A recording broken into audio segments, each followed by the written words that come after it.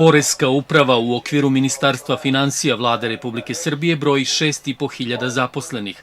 Prosek starosti inspektora i službenog osoblja je 56 godina, pa će jedna od neophodnih mera reorganizacije biti podmladak kadrovske strukture Poreske uprave i svih ispostava, a sve u cilju boljeg rada inspektora na terenu, pojačane kontrole privrednih subjekata i svih poreskih obveznika, što će obezbediti efikasniju naplatu poreza.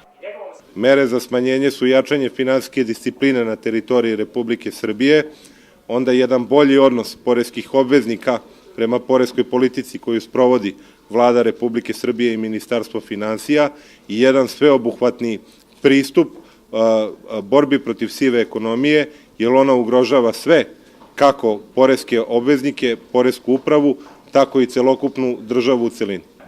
Ekonomski fakultet u Nišu predstavlja naučnu, stručnu i kadrovsku bazu državnih institucija koje se resorno bave monetarnom i fiskalnom politikom.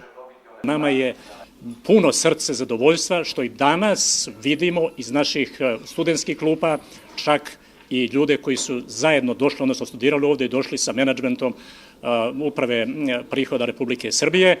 Naravno, to je dobar znak da mi školujemo prave kadrove za prave institucije koji će spremni biti, stići i oteći, odnosno izvesti ovu našu privredu iz duboke recesije. Predavanje o mestu i ulozi Poreske uprave Republike Srbije u kontroli sprovođenja propisa o robnom prometu i merama za suzbijanje sive ekonomije i špekulacija u obračunu i uplati PDV-a izazvalo je veliko interesovanje na Ekonomskom fakultetu u Nišu. Pored studenata, predavanju su prisustvovali i naučni radnici, asistenti i profesori.